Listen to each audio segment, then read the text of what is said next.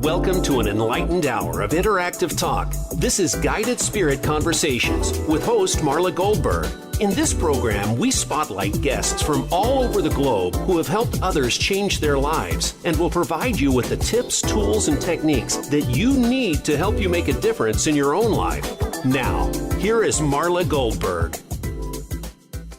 Hello, everyone. How are you doing today? I'm Marla Goldberrg, your host today for Guided Spirit Conversations podcast.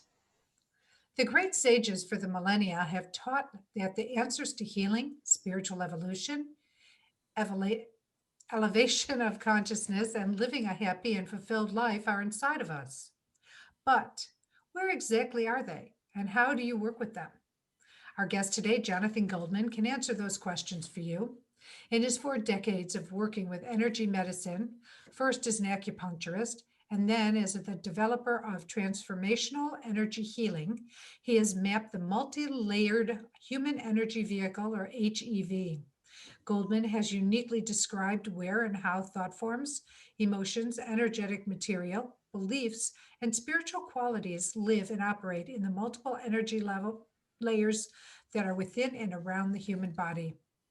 This has allowed him to create a form of healing which goes beyond and enhances psychotherapy, allopathic medicine, and alternative healing modalities. What defines the uniqueness of Goldman's work is identifying the specific characteristics, personal and transpersonal, that live in the various chakras where they interface with the 5 energy layers.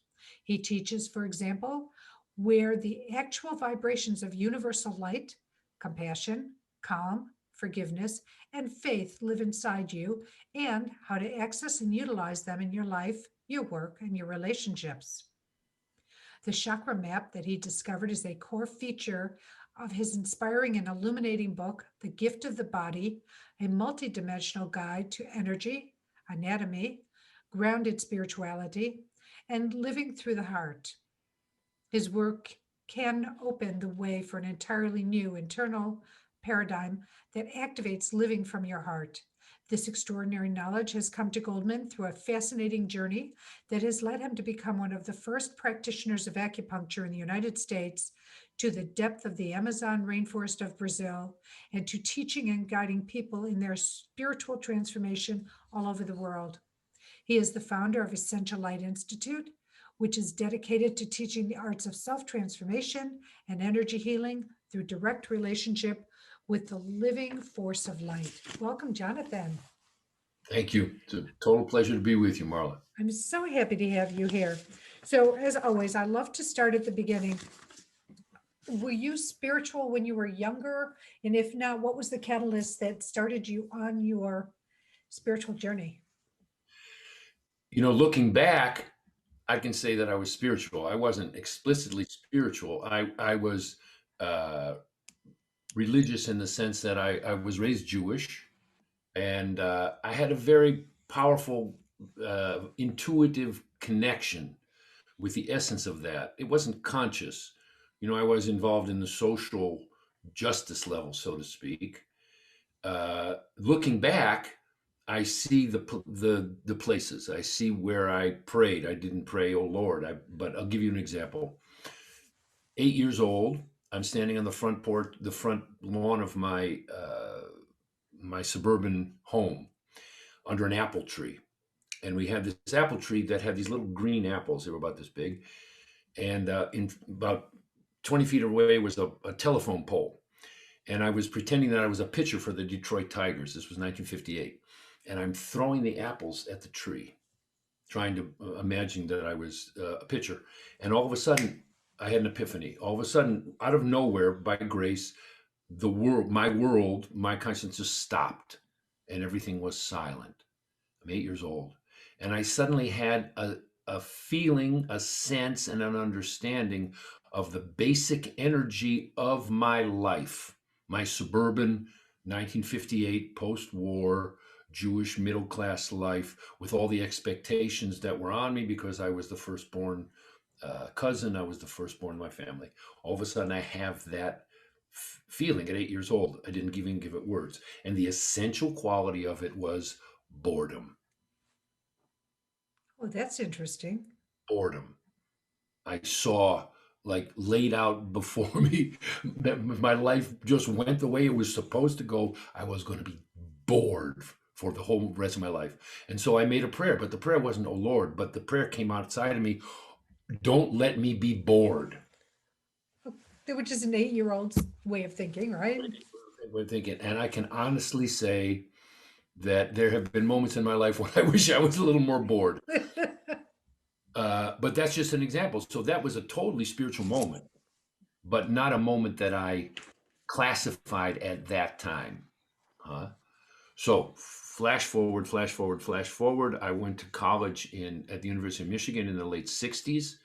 I was part of that milieu. I was very involved in the anti-war movement. I was very involved in the pretty extreme leftist aspect of that time in the counterculture. All of the beginning of so many things of the Black Power movement and the women's movement and the gay liberation movement and all of this stuff. I was very involved in that level. At the same time, for me, it was all about love. My motivation was seeing how little love was being expressed in the world and how much conflict and how much uh, all that other stuff, right? How much hate, how much conflict, how much Control, power mongering. all that stuff.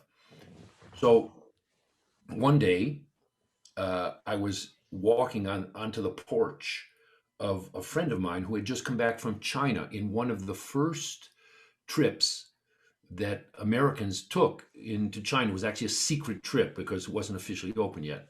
And I wanted to get the skinny. I wanted to find out, like, dude, tell me about China. So I'm walking up his porch because his father was a professor at the college.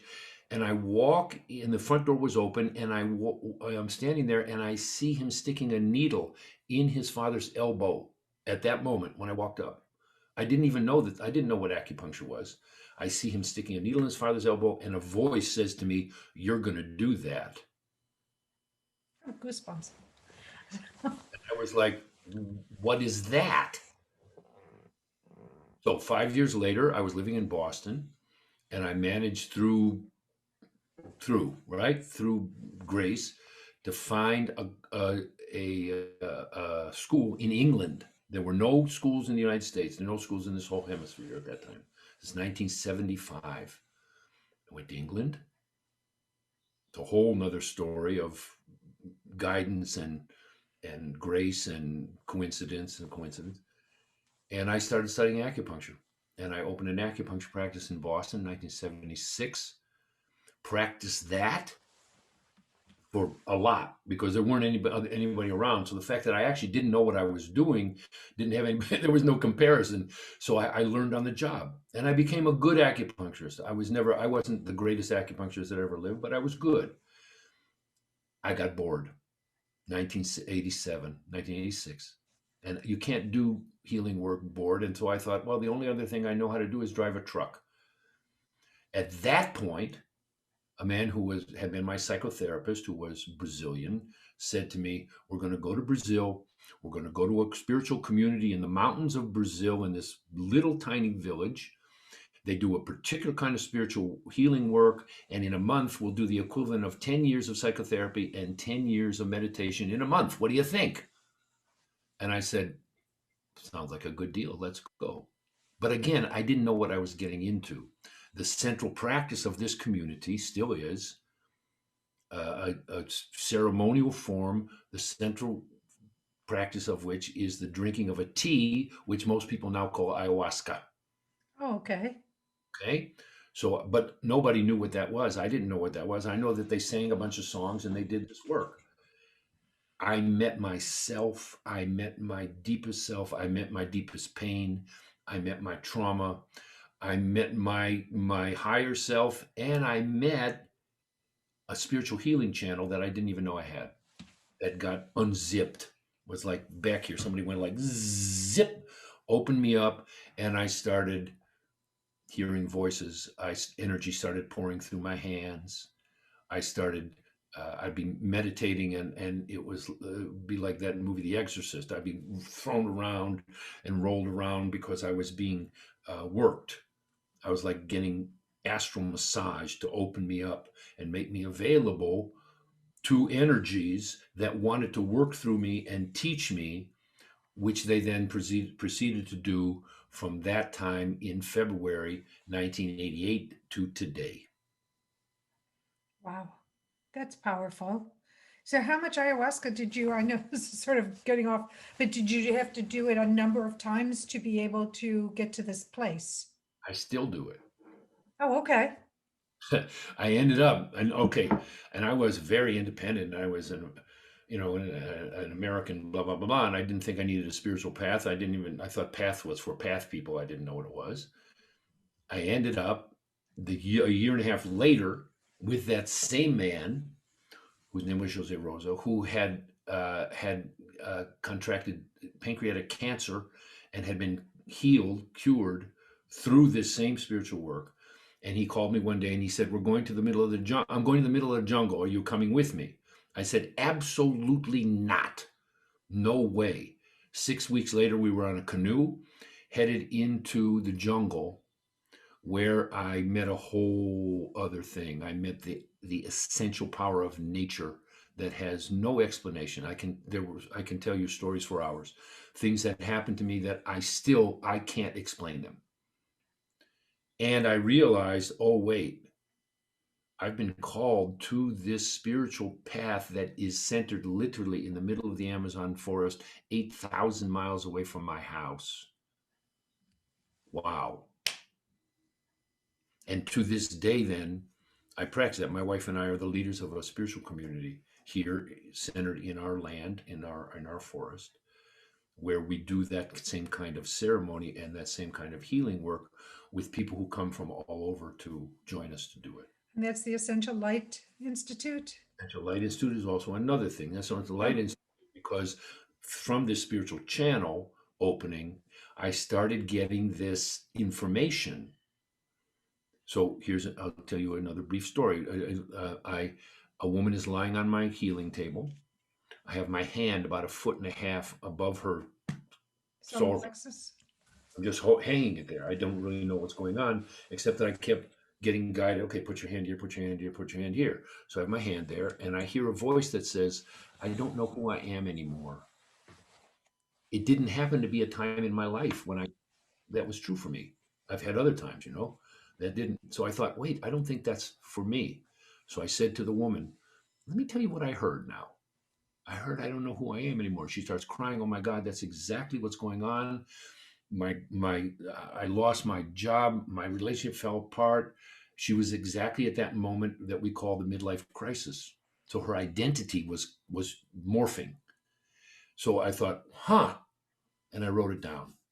Over the next 15 years, that happened in every chakra, in every layer of the chakra, telling me what quality is contained, lives in that exactly discrete place. So that was the first step. There were 100 more steps. It took me 12 years to realize that it was a thing. I just thought it was random information. And then I realized, whoa, this is a thing. This is a view. This is a map. Wow. So I started writing it down, teaching it, and that became the book. And then that became the Essential Light Institute, which is a holding place for that information and that healing work that came out of all that. Wow, that's powerful. So now you've got this map that you developed. The book I mentioned the book, it is The Gift of the Body. Mm-hmm. Is this correct? And then you've got a byline that says, I'm trying to find it here.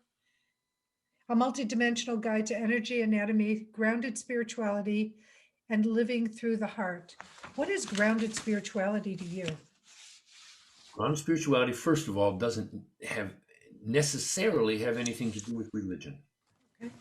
Right? There's a Okay huge with that. number of people today who identify themselves as spiritual but not religious. Why is that? Because religion should be a holding space for the experience of spirituality. That's what it's supposed to be, but it becomes dedicated to institution and ideology and fantasy and conspiracy theories, and so people reject it because what we want, is an authentic experience in our bodies, in this life, of something that is us, but also beyond our normal understanding of us. Right? I want to know myself, my deepest self, underneath my who is Jonathan, all the Jonathan things. There's a me. So true spirituality is that quest and that realization. Oh wait, I this is who I am, right? And then there are layers and layers and layers.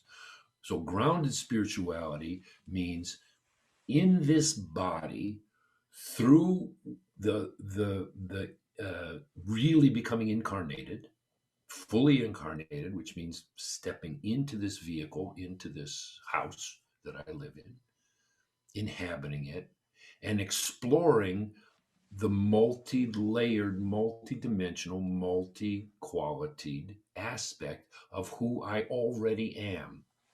So if that brings me to a religion, to a spiritual path, I have a spiritual path, okay, but it's absolutely not necessary. What's useful is to have other people doing it with you, Yes, it's right? true. Yeah. Doing things in groups, doing, circles and things is useful. So that's what I mean. Grounded spirituality is, and it's real. We don't need fancy woo-woo explanations. The experience, the vibrational experience of light that one can have by simple techniques that I teach, that other people teach too, but I teach a particular way. That experience, that vibrational experience in awareness, that's real. You know what I mean? So, Hmm. like when I referred, I said, well, I wasn't a explicitly spiritual kid, but I was feeling vibration all the time, You were right? very sensitive. You were unknowingly open. That's right. All right, let's hang on for a second. We're going to be right back. We're going to be taking our first break and we'll be back with Jonathan Goldman. Stay tuned. Okay, good segment. All clear. Thank you. By the way, do you have your chat on, Jonathan? Have my what? Chat. This chat. Just press the chat button. That way you can see the countdown to the breaks and to closing. I see. Okay. Got it. Excellent. Got That it. was really interesting. That was fascinating.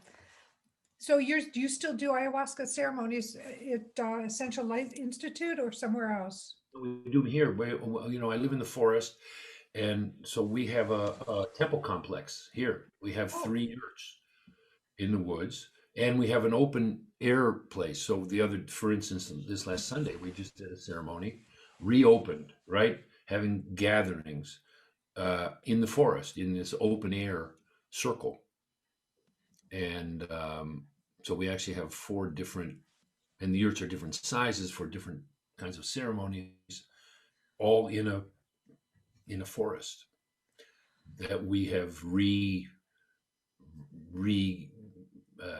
gotten healthy again, because when we moved here it wasn't at all. Now it's very healthy, very beautiful. So we have people that come. The other day we had 40 people, so we'll have 40 to 60 people usually. wow. I'll participating in ayahuasca and the ceremony. Somebody Yep. said it's like mushrooms in the sense your body regurgitates before it takes effect. Depends, not necessarily. Oh, okay. Well, that's a relief. Yeah. No. So do you take this on the road? The idea, like, oh my God, you get so sick. No, some people do. Some people do, and when you do, it's a cleansing. It's not because it irritates you. It's because you're taking material from all of your layers of your aura, and then you're Letting expelling, it go. and enter into another space. I've always been interested in trying that. Maybe you will. Maybe I will. You certainly Yeah, will. where there's an interest, there's a way. They open the way for us. Okay, so we'll come back in about 20 seconds. Oh, We have a question. We can answer this when we get back on, but it says an energy healer. Ah, All right, I'm going to go ahead and send the feed your way. thank you. I'll ask it online.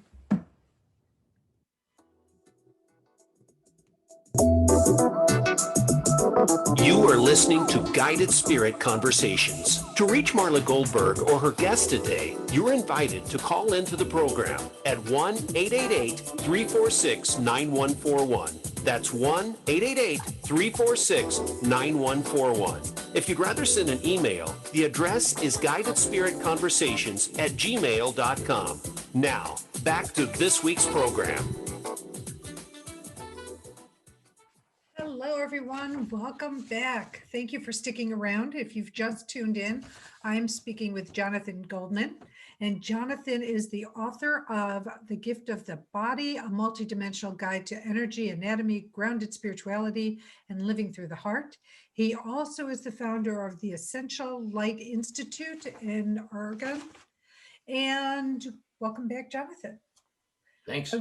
I wanted to abbreviate the bio so we can get into some more of these great questions because it's so fascinating. You know, your journey and how you got it, and the yurt and the ceremonial space you have in your forest that's nearby, which is it's so intriguing to me.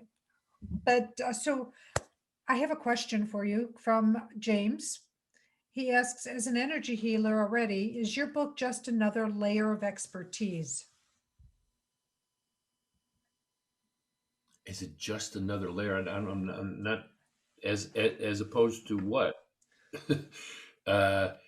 It's a perspective. Here's what I tell people when I teach them. I said, put on my goggles. Let's put on these goggles together, right? A filter. And here's my filter. Here's the way that I look at, when I look at a person, when I look at myself, I see their aura, I see the chakras, and here's what I see. So, right, the first thing in my book, the first pages is a poem called "The Six Blind Men and the Elephant," and it's a famous poem. It's a story about blind men feeling an elephant, and each one feels it, and each one, because they're blind, the one feels the tail and says, "Oh, it's a brush," and one feels the leg and says, "Oh, it's a tree," and the other feels the trunk and says, "Oh, it's a snake." Right? So everybody has their own take. The question is, what take helps you enter into vibrational energetic relationship as a healer, right? So the person's a healer. What is a healer? A healer is someone that enters into vibrational relationship with a person and with the spirit world, with light, and becomes a bridge, becomes a conscious bridge between spirit and matter.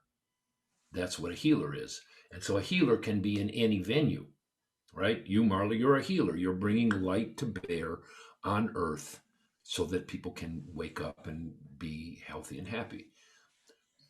You can be a lawyer, you can be parents. I have parents and lawyers and doctors, and of course, and people who do explicit healing work. But a healer is someone who is a conscious bridge between spirit and matter. So what I'm saying is, okay, look through my eyes and see if that helps you be a more efficient, conscious, useful, successful bridge. And everybody has, and there are different. The person who wrote the introduction to my book is Don Eden, right? Don Eden is an incredible healer and a teacher and a marvelous, marvelous human being. Yes. He has her own take. It's a little different. It appeals to people who want to work a different way than the way I work. John Lennon said, "Whatever gets you through the night, it's all right." Right? So, right. That's my answer. Well, I think it's a great answer. I want to go back to your book, if you don't mind. Why the title, The Gift of the Body? Because I am among a large group of people who earlier in my life, what I would have said about being in a body is, when does the parole board meet so that I can get out of this prison? That was pretty much my attitude, because this body was filled with pain, anguish, trauma, blah blah blah. Right, for years and years and years. I was 24 years old. I was working in an alcoholic detox. It was my first real job. I was in Boston, and I was 24 years old. And from the outside, I was a healthy person. I used to have to do yoga for an hour and a half in the morning to be able to walk. Right, Wow. because I'm a medium, and I'm a particular kind of medium, and my body was like a sponge that had absorbed dirty water. So you're an empath. I am an empath, but I've learned how to work with it, right? Right. But I didn't know anything. All I knew was, and then I would do things to try to make myself feel better, like smoke dope, which made it worse. And so for me, being in a body wasn't a gift; it was a torture.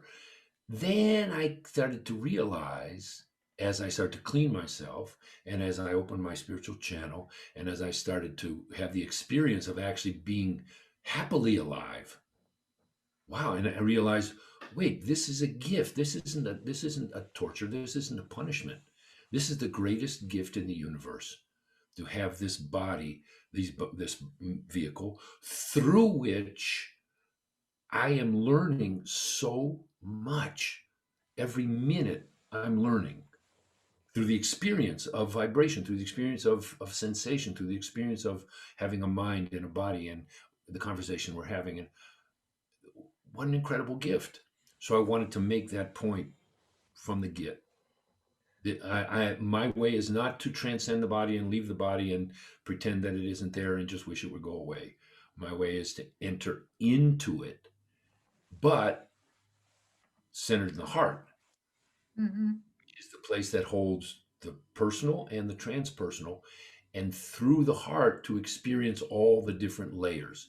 And so it becomes, rather than waiting for the parole board to meet, I feel like I'm in the greatest college class that I've ever been in. And it's a great way to look at it, because there are many people who have physical ailments from, very young ages. And this is such a refreshing way of presenting it, and knowing that there's a way of not fighting the pain and what you're experiencing, but a way to heal it, so your experience is a good experience. And we're brought on here in this earth, in my opinion, so that we have the divine, beautiful life that we're meant to have. We just have to learn a lot to get to that beautiful life. That's right. That's right. We have to go, preschool, kindergarten, first grade, second grade, third grade, right? And Yeah. we would learn it. And the grounding part is, let's be where we are for real. So what is your lesson? What is my lesson? What am I learning? Really? What's the central lesson of this life? Now let's learn it. Let's accept it. Stop fighting it. Everybody's got their lesson. Everybody's got their curriculum, right? They can walk into the school room, and they hand you a curriculum. Here's Yeah. your curriculum. Let's learn. Well, would you call your curriculum your contract?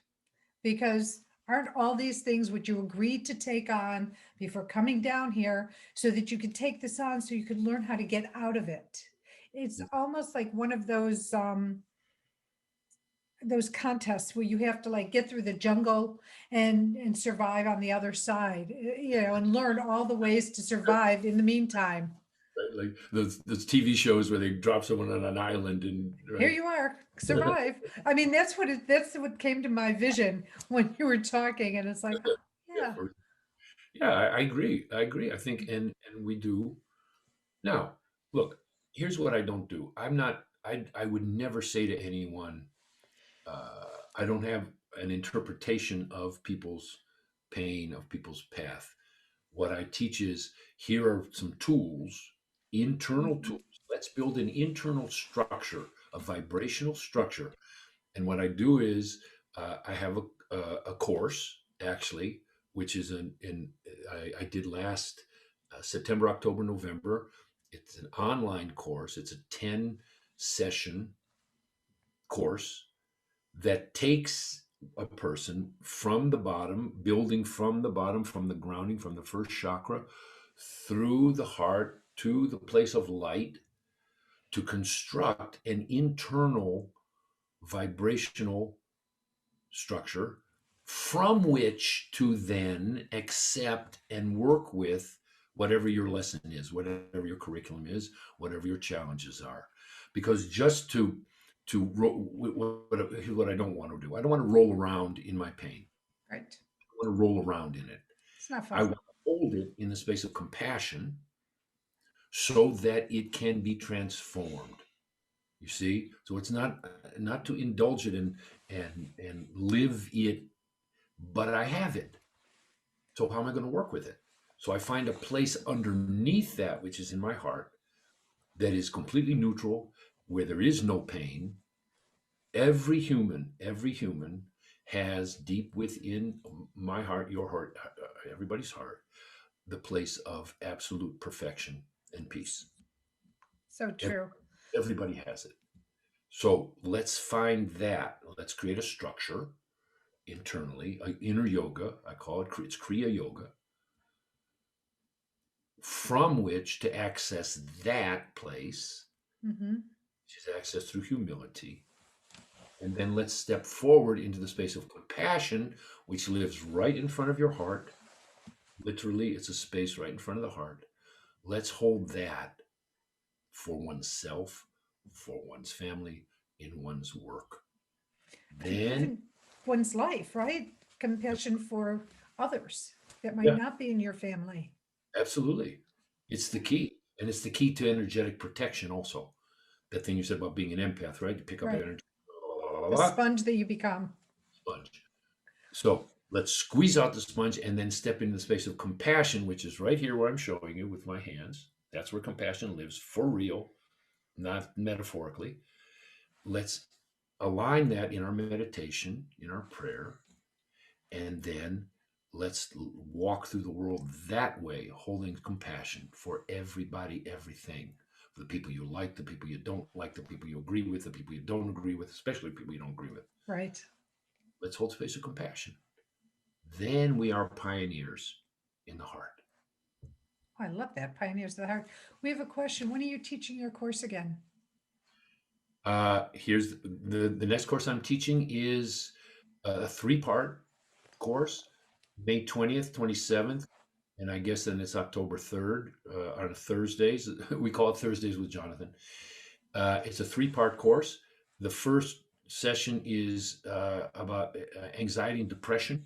The second is healing trauma. And the third then is questions and from people about that. And at the end of each session, the session an hour and a half, last half hour, I instituted a new thing, which is for me a really cool thing, which is a group healing, a group vibrational light healing, which I started a month ago because I had this idea. I thought, well, why don't we bring this healing to more people? And I was in a ceremony and I was praying and I asked my guide, I said, is this okay? And I thought I'd get a yes or no. And what I got was, well, if you want to do it, we'll show up. So I want to do it. And they showed up. There you go. So that's the 20th. The other thing is this course that I'm talking is in our website, essentiallight.org, essentiallight.org, essential light, one word, 2 L's in the middle, essentiallight.org. This 10-week course is there.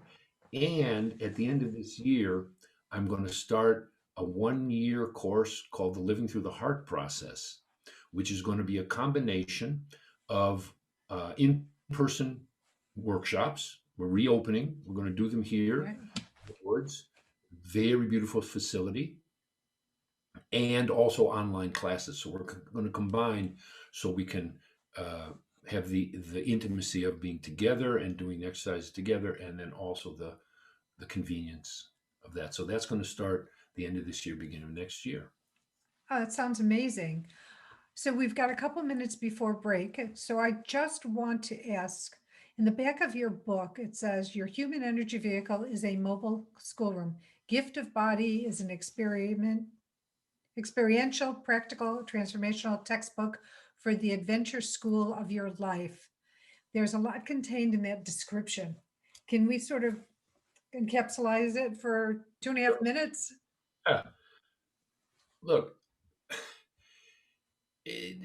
this is an adventure school, right? Here's what I say. We come in this like we are blind amnesiacs, right? We're blind amnesiacs. So true. We're going around like, wait a minute, where am I? Right? We wake up in a body and we're like, and in the Jewish tradition, the ancient Jewish tradition, they say that this little the Philtrum. dent under your nose. Yeah. There's the dent under your nose. What they say is when you're going to get incarnated, the angel taps you there, and that's why you forget. So we forget. We do forget. All right, so we're these blind amnesiacs, and so we go through the adventure of our life. The question is, what's going to guide us? So in our culture, we're taught, be guided by what other people think of you.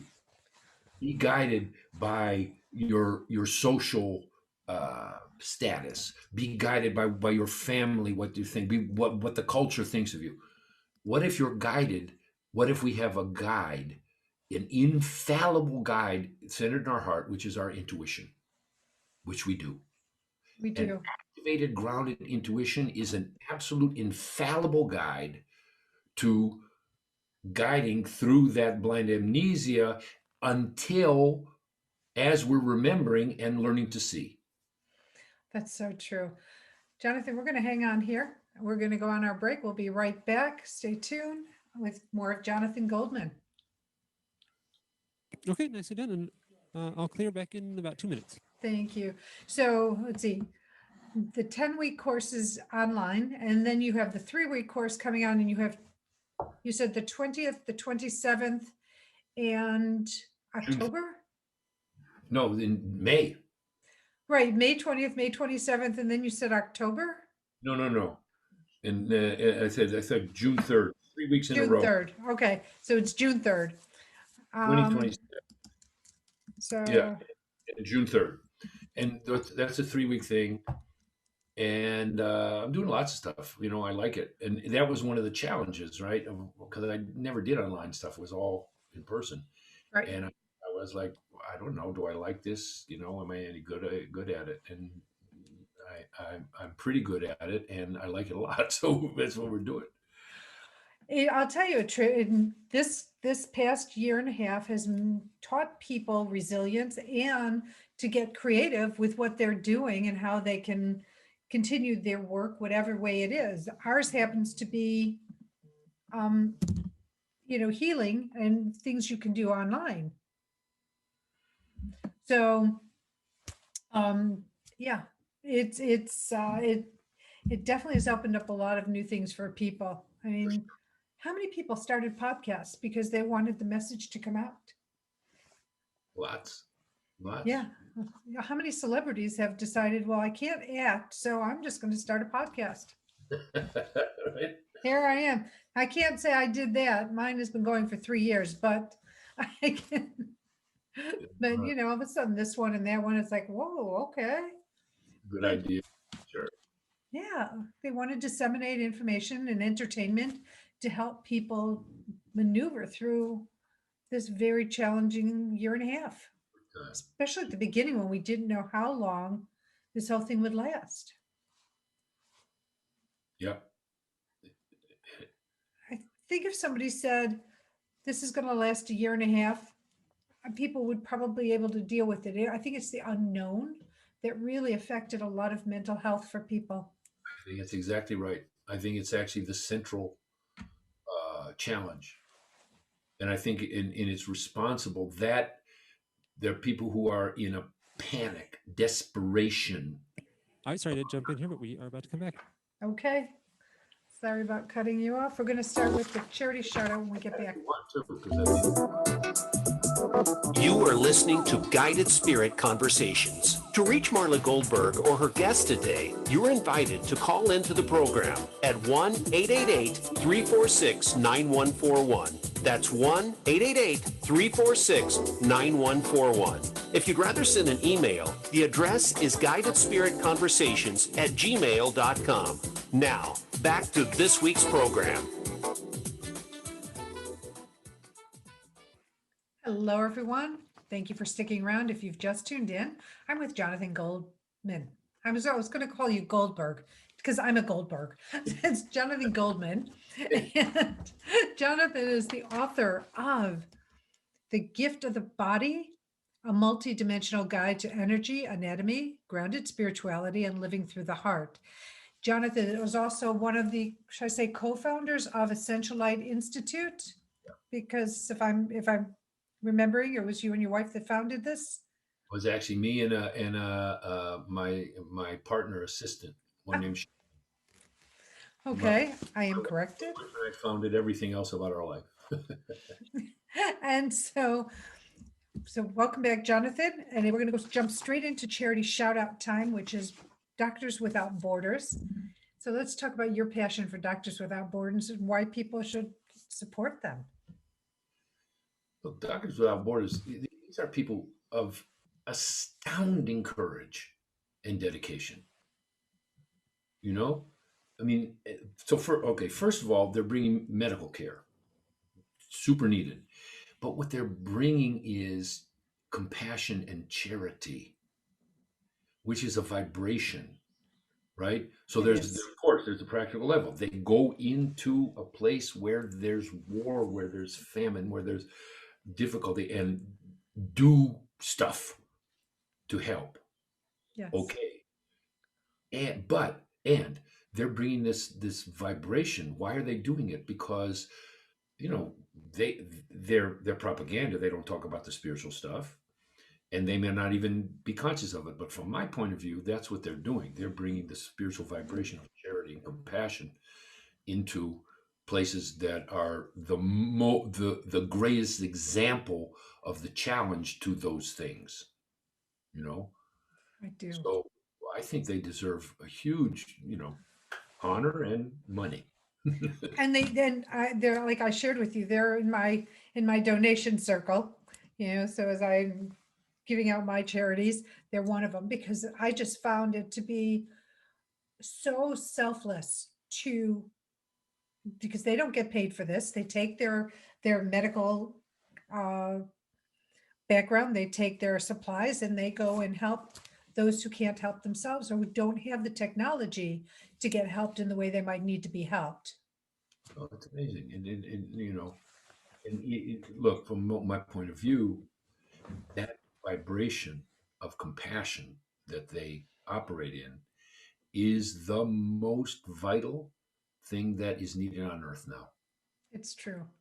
Conscious compassion. Oh, I so agree with you. Do you believe that, because I know we were talking about, the last year and a half, and how I was saying how I feel the unknown is really what brought up a lot of mental health issues, and you were sharing your perspective. And I think this is also part of it, the compassion. Look, I absolutely agree with you.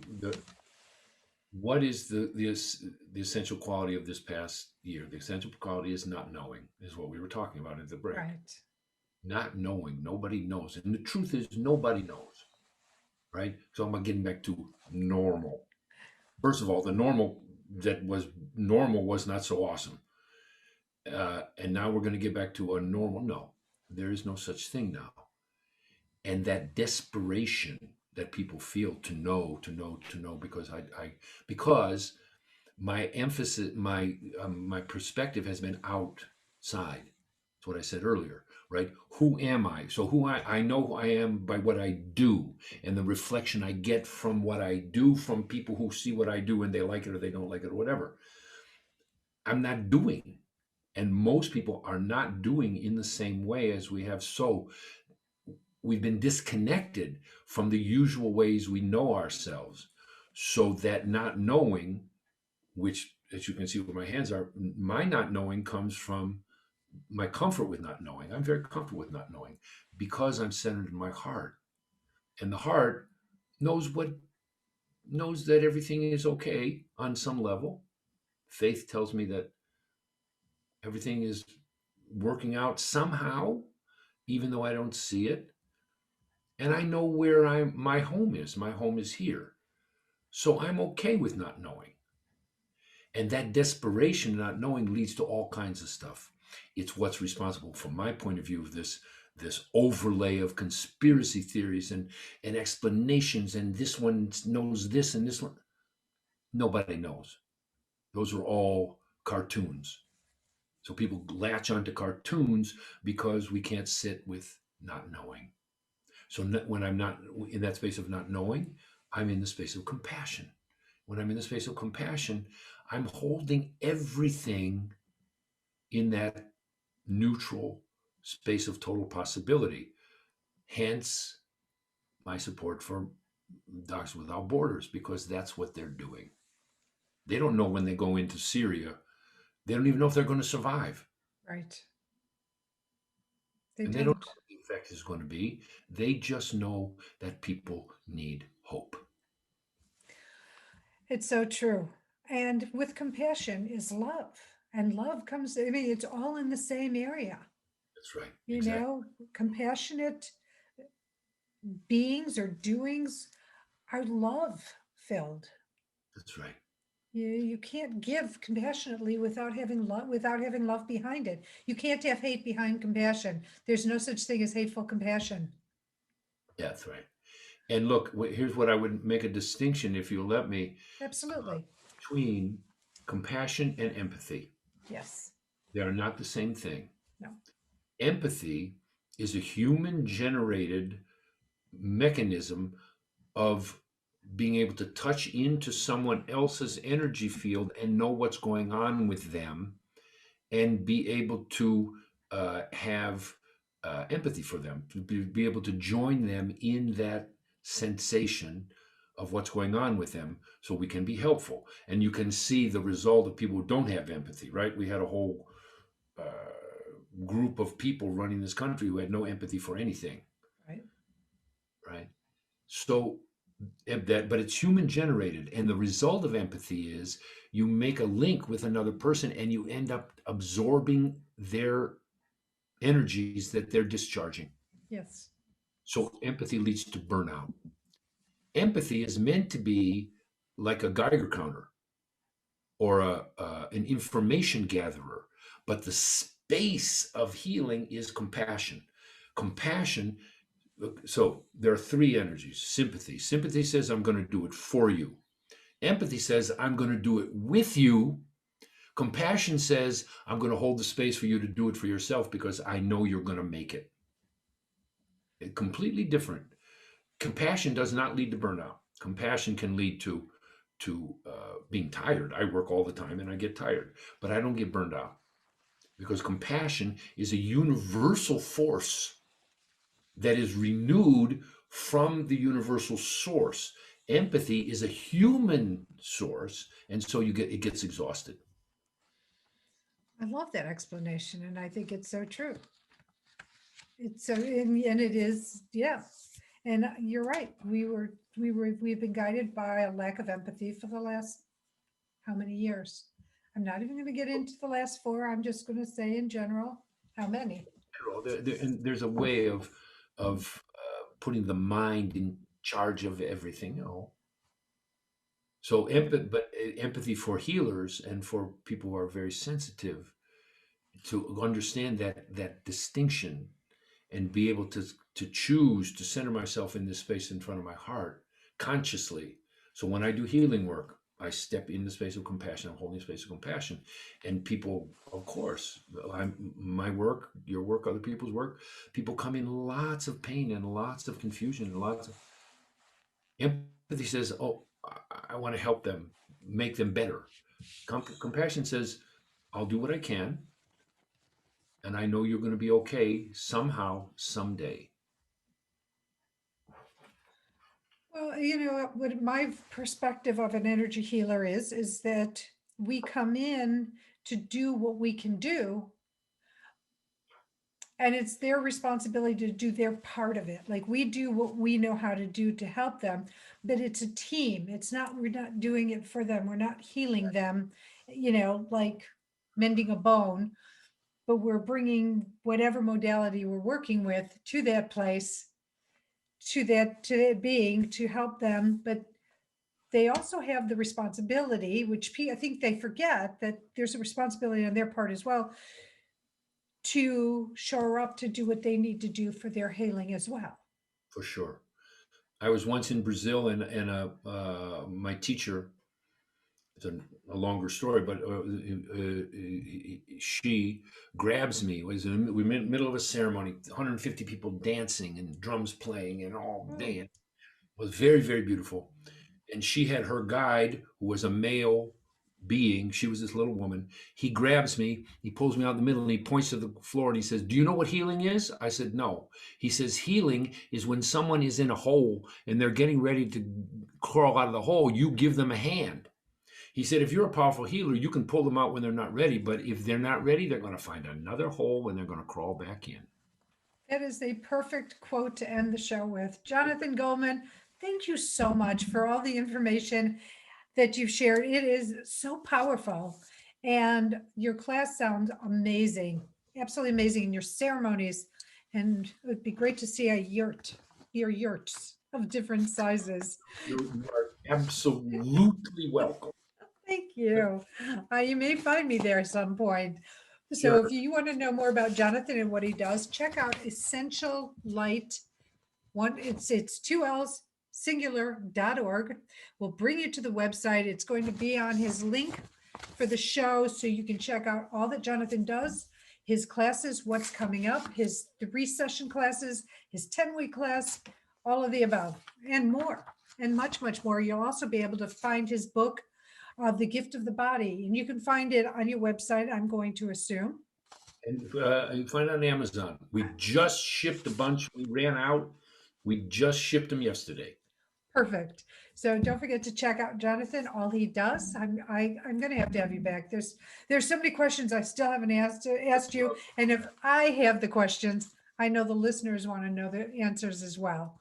So thank you so much. Bless you. I want to thank everyone at Voice America for all you do for me, getting the show up and running, and the professionalism and the kindness and the generosity. So grateful. Thank you. I want to thank Bridget, my left hand, my right arm. Always so grateful for you, the listeners, to take time out of your day, out of your life, to participate in the show means so much to me, more than you'll ever know. So I want to thank you for doing that. And my hopes, my prayers, my desires are that you will have takeaways from each and every one of our shows. I know there was a lot with Jonathan today, and so much more. So thank you. And please check out my website at Marla at mghealer.com. I'm sorry, that's my email. Marla Goldberg with 2Rs.com, Marla Goldberg, 2Rs.com, and check out my 30-day meditation challenge, 30 ways in 30 days to either start your meditation challenge or deepen it. And until next week, as always, I send you love, I send you blessings, and I send you gratitude. So grateful for you each and every day in whatever capacity you're in my life, and know that you are loved. And if you haven't heard it yet today, I love you.